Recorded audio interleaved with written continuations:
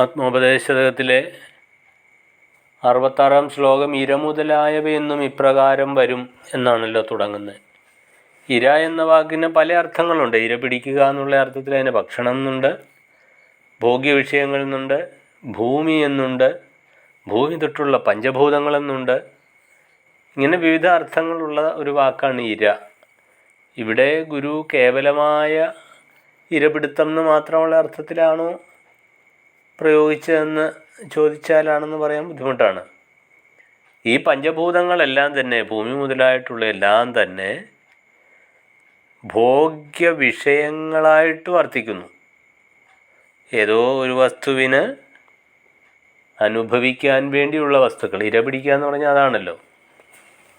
ഒരു മൃഗം, കടുവായോ പുലിയോ ഒക്കെ ഇര പിടിക്കാൻ ഇറങ്ങിയെന്ന് പറഞ്ഞാലോ അതിൻ്റെ വിശപ്പടക്കാൻ ആവശ്യമായ വസ്തുക്കൾ എവിടെയോ കൊണ്ട് അതിനെ പിടിക്കുക, രണ്ടാമതൊരു വസ്തുവിനെ പിടിക്കുക എന്നാണല്ലോ ഇര പിടിക്കുക എന്നുള്ള വാക്കിനും അർത്ഥം.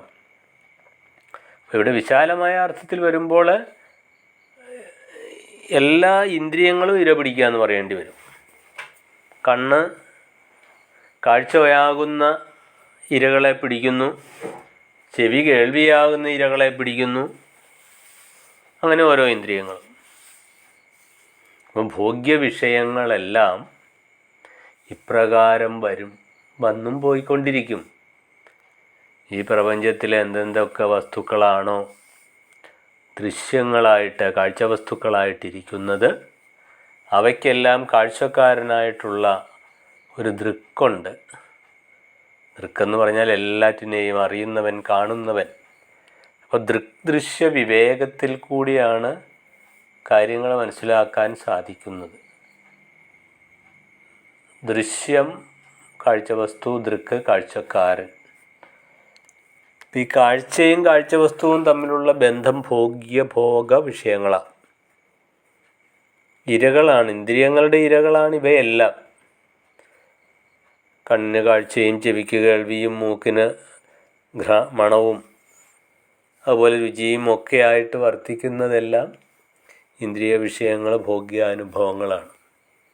ഇതിങ്ങനെ വന്നും പോയിക്കൊണ്ടിരിക്കും. നമ്മുടെ ഇന്ദ്രിയങ്ങൾക്ക് മുൻപിൽ, പഞ്ചേന്ദ്രിയങ്ങൾക്ക് മുമ്പിൽ ഓരോ സാധനങ്ങൾ വരുന്നു, പോകുന്നു, ഉണ്ടാകുന്നു, കുറച്ച് നേരം ഇങ്ങനെ തോന്നുന്നു, പിന്നെ ഇല്ലാതാവുന്നു. ഉണ്ടായി നിലനിന്നും അറിയുന്നവകളാണ് വിഷയങ്ങളൊക്കെ. അപ്പം ഇങ്ങനെ ഉണ്ടായി നിലനിന്ന് ഇല്ലാതാവുന്നതാണ് ഇതെല്ലാം. ഇര മുതലായവ എന്നും ഇപ്രകാരം വരും. ഭൂമിയിൽ കാണുന്ന വസ്തുക്കളെല്ലാം എന്നും മുടക്കം കൂടാതെ ഇങ്ങനെ സൃഷ്ടിക്കപ്പെടുകയും സംഹരിക്കപ്പെടുകയും ഒക്കെ ചെയ്യും. ഇര മുതലായവ എന്തൊക്കെയാണോ ദൃശ്യവസ്തുക്കളായിട്ട് കാഴ്ചവസ്തുക്കളായിട്ട് വർത്തിക്കുന്നത് അവകളൊക്കെ ഇങ്ങനെ വന്നും പോയിരിക്കും, സൃഷ്ടിക്കപ്പെട്ട് കൊണ്ടേയിരിക്കും എന്നും. ചില ഈ സൃഷ്ടിസ്ഥിതി ലയം എന്ന് പറയുന്നത് എന്നും എപ്പോഴും സംഭവിച്ചുകൊണ്ടിരിക്കുക. ഒരിടത്ത് സൃഷ്ടി നടക്കുന്നു, അതേ സെക്കൻഡിൽ തന്നെ സ്ഥിതിയും മറ്റൊരിടത്ത് ലയവും നടക്കുന്നു. അങ്ങനെ ഈ സൃഷ്ടിസ്ഥിതി ലയങ്ങൾ നിരന്തരം നടക്കുമ്പോൾ നമുക്കിതിനകത്തൊരു കണ്ടിന്യൂറ്റി തോന്നുകയാണ്. ഒരിടത്തുണ്ടാവൽ, ഒരിടത്ത് നിലനിൽപ്പ്, മറ്റൊരിടത്ത് ഇല്ലായ്മ. ഇതിങ്ങനെ നിമിഷം എന്നുള്ള രീതി, നിമിഷത്തിനുള്ളിൽ തന്നെ എന്തുമാത്രമാണ് ഇതൊക്കെ നടക്കുന്നത്. നമ്മൾ ഈ കൊച്ചു വട്ടത്തിലെ കാര്യങ്ങൾ മാത്രം ശ്രദ്ധിച്ചാൽ മതിയോ? നമുക്ക് നമ്മുടെ വീട്ടിലെ കാര്യങ്ങൾ നോക്കാം, പഞ്ചായത്തിലെ കാര്യം നോക്കാം, നമ്മുടെ ജില്ലയിലെ കാര്യം നോക്കാം, അല്ലെങ്കിൽ നമ്മുടെ സ്റ്റേറ്റിൽ നോക്കാം എന്നൊക്കെ വിചാരിക്കുന്നുള്ളൂ. പക്ഷേ ഈ ലോകം മുഴുവൻ ഒരു ശരീരമാണെന്നൊന്ന് കരുതി നോക്കിക്കേ. വലിയൊരു മരത്തിൻ്റെ കൊമ്പുകളും ശിഖരങ്ങളും തടിയും തായ്തടിയും വേരുമൊക്കെ ആ മരത്തിൻ്റേത് തന്നെയല്ലേ? ആ മരത്തിന് താഴെ നിൽക്കുന്ന ഒരു ചെറിയ പല്ലി മുകളിലേക്ക് നോക്കുമ്പോഴെന്താ വിചാരിക്കുന്നു? യോ, ഇതെന്തൊരു മരമാണ്, ഇതിൻ്റെ മുകളിൽ ഒന്ന് ചെല്ലണമെങ്കിൽ സാധ്യമല്ലോ, അസാധ്യമാണല്ലോ എന്ന് ആ പല്ലിക്കുട്ടൻ വിചാരിക്കും. പക്ഷേ ആ മരത്തെ സംബന്ധിച്ചിടത്തോളം ഏതാണ്ട് വലിയ ദൂരമൊക്കെയാണോ അത്? മരത്തിന് തൻ്റെ അവയവങ്ങൾ തന്നെ എപ്രകാരമാണോ നമ്മുടെ കാലും കൈയും കണ്ണും മൂക്കും നാക്കും ഒക്കെ നമ്മുടേതായിട്ടിരിക്കുന്ന അതേപോലെ മരത്തിനെ സംബന്ധിച്ചിടത്തോളം മരം തന്നെയാണ് എല്ലാമായിട്ട് നിൽക്കുന്നത്. ഒരു വലിയ മരമെന്ന് വിചാരിച്ചു, ഒരു 500 അടി ഉയരമുള്ള ഒരു മരമായിക്കൊള്ളട്ടെ. അത്രയും ഉയരമുണ്ടെങ്കിലും അത് മരത്തിൻ്റെ വേരിൽ നിന്ന് 500 അടി മുകളിലാണ് ഏറ്റവും മുകളിലുള്ള ചില്ല. പക്ഷെ അതാ മരത്തിൻ്റെ തന്നെയാണ്. മരത്തിനെ സംബന്ധിച്ചിടത്തോളം ഇത് തൻ്റേതെന്നുള്ളൊരു ഭാവത്തിൽ, അതിന് താഴ്ചയും മേൽച്ചയും മേലും ഒന്നും ഉണ്ടാവണമെന്ന് നിർബന്ധവുമില്ല.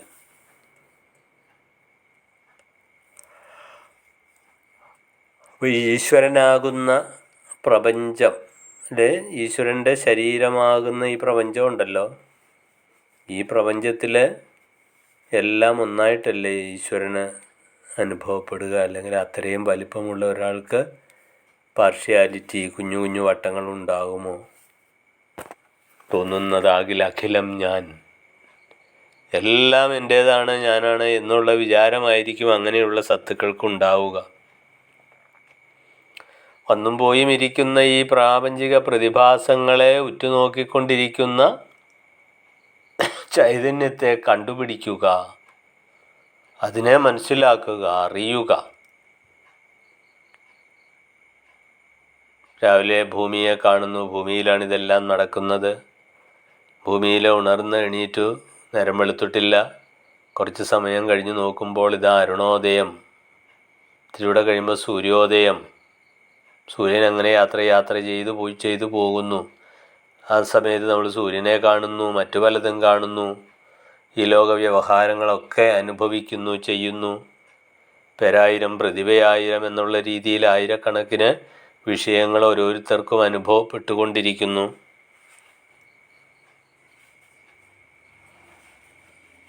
ഇതൊക്കെ എന്തുകൊണ്ട്, ആരുടെ സാന്നിധ്യം കൊണ്ട്, ആരുടെ ഇച്ഛ കൊണ്ട് നടക്കുന്നു എന്ന് നമ്മളെപ്പോഴും എങ്കിലും ചിന്തിക്കാറുണ്ടോ? ഈ ഉണ്ടായി മറിയുന്ന, ഉണ്ടാവുകയും നിലനിൽക്കുകയും മറയുകയും ചെയ്യുന്ന വസ്തുക്കൾക്കൊക്കെ ആധാരമായി ഉണ്ടാവാത്തതും മറയാത്തതുമായ ഒരു സത്ത വേണ്ടേ? ആ സത്തയെ ഈശ്വരനെന്നോ ആത്മാവെന്നോ അറിവെന്നോ ബോധമെന്നോ ഒക്കെ വിളിക്കാം. അപ്പം ഇങ്ങനെ ഈ വിഷയങ്ങളെല്ലാം വന്നും പോയിക്കൊണ്ടുമിരിക്കുന്നതാണ്. ഇപ്രകാരം വരും. ഗുരു വളരെ ഖണ്ഡിതമായിട്ട് പറയുകയാണ്, ഈ ഭൂമി മുതലായവയെല്ലാം ഇപ്രകാരം വന്നുകൊണ്ടേയിരിക്കും, വരുന്നു പോകുന്നു. സിനിമാ തിയേറ്ററിൽ നമ്മൾ സിനിമ കാണാനിരിക്കുമ്പോൾ സ്ക്രീനിൽ ഒരു കഥ അങ്ങനെ നടക്കുന്നതായിട്ട് നമുക്ക് തോന്നുകയാണ്. പക്ഷെ അത് സിനിമയുടെ ഫിലിം ഓടിക്കുന്നയാളോ, അയാൾ ഈ സിനിമയൊന്നും കാണുന്നില്ല. അയാൾ ആ ഫിലിമിൽ നോക്കുമ്പോൾ ഓരോരുത്തരും ഏതൊക്കെയോ പൊസിഷനിൽ ഇങ്ങനെ നിൽക്കുകയാണ്. അങ്ങനെ ആ നിൽക്കുന്ന ഒരു പൊസിഷൻ തന്നെ വളരെയധികം പ്രാവശ്യം കാണിക്കുമ്പോൾ അതിനൊരു നൈരന്തര്യം തോന്നുകയാണ്. ഫിലിം എടുത്ത് നോക്കിയാൽ അതിനകത്ത് ആളുകൾ ഓടുകയോ ചാടുകയോ ഒന്നും ചെയ്യുന്നില്ല. ഒരു പൊസിഷനിൽ മാത്രമായിരിക്കും ഒരു ഫിലിം ഉണ്ടായിരിക്കുക. അങ്ങനെ സിനിമ എന്ന് പറയുന്നത് ആ ഒരേ പൊസിഷനിലുള്ള ഭാഗം തന്നെ ഒത്തിരി പ്രാവശ്യം, നിരവധി പ്രാവശ്യം ഇങ്ങനെ വരും. അത് പ്രകാശത്തിന് മുമ്പിൽ വരുമ്പോൾ അതിനൊരു ഉണ്മ തോന്നുകയാണ്, ഉള്ളതുപോലെ തോന്നുകയാണ്. അതേപോലെ തന്നെയാണ് ജഗദീശ്വരൻ്റെ മുൻപിൽ ഈ പ്രപഞ്ചത്തിലുള്ളതെല്ലാം പ്രതിഭാസിക്കുകയാണ്. ആ പ്രതിഭാസത്തെയാണ് ഗുരുദേവൻ നമുക്ക് കാണിച്ചു തരുന്നത്. ഈ പ്രതിഭാസത്തെ കണ്ടെത്തിയ ഗുരു എവിടെ എത്തിയെന്ന് ചോദിക്കുമ്പോഴോ, ഗുരുവും ആ പ്രതിഭാസമായിട്ട് തീർന്നു. ഉപ്പുപാവ കടലിൻ്റെ ആഴമളക്കാൻ പോവുകയാണ്. ഒരാൾ കടലിൻ്റെ തീരത്ത് നിന്നുകൊണ്ട് ആഴമേറിയ സമുദ്രത്തിലേക്ക്, ആ സമുദ്രത്തിൻ്റെ ആഴം എത്രയുണ്ട് എന്നറിയുവാൻ വേണ്ടി, താഴ്ച എത്രയുണ്ടെന്ന് അറിയുവാൻ വേണ്ടി ഒരു കയറിൽ ഉപ്പുകല്ല് കെട്ടി താഴേക്ക് ഇടുകയാണ്.